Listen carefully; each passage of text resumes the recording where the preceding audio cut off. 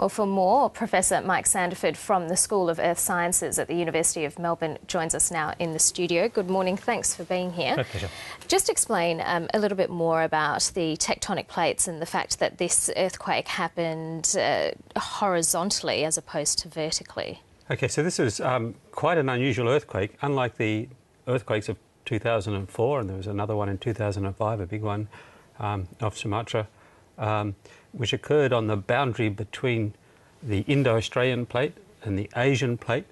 Those earthquakes were generated by squeezing rock together and the pushing of the Indo-Australian plate underneath the Asian plate, and the lifting of the rock mass of the Asian plate up to 20 metres in those earthquakes displaced water, which then created the huge tsunami.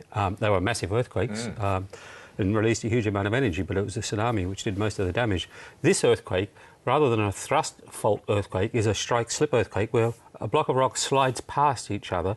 It didn't occur on the plate boundary. It occurred 400 kilometres into the Indian Ocean, away from the plate boundary. So even though it is a huge earthquake, magnitude 8.6, 8.7, one of the 10 big earthquakes we've had in the last century, it was far enough away, and because it was a motion, as you say, horizontal rather than vertical, it didn't displace the water, it didn't generate a significant tsunami. The region has really dodged a bullet here. It has indeed, it has indeed. The nature of the earthquake, of course, is great interest scientifically.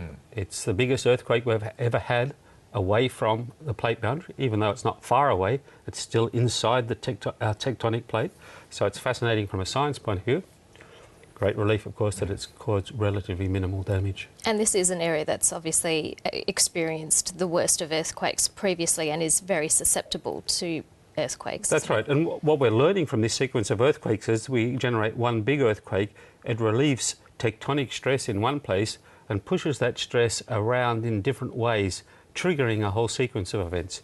So after the big earthquake 2004, the Boxing Day earthquake, 3 months later, early in 2005, there was another very large earthquake, magnitude 8.3 earthquake, which sort of unzipped a section of the fault which wasn't released in that first earthquake. This has somehow propagated stress inside the plate and is beginning to release its stress now in these sequence of earthquakes we're just seeing now.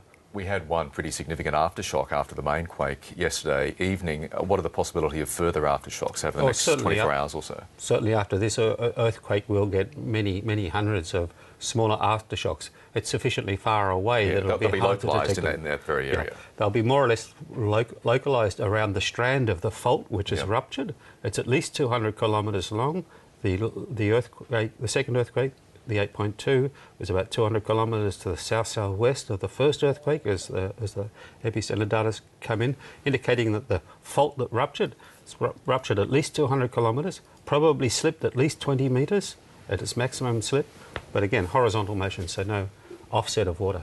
And in terms of the tsunami warning systems that are now in place, it's now just practice to issue those tsunami warnings and then pull them back if in fact the information then comes through that that's not what's likely to happen? Yeah, my guess is, and it's not an area of my expertise, the implementation of warning systems, but this is quite a good test run for the warning systems. We've had a big earthquake, it could have been tsunamigenic.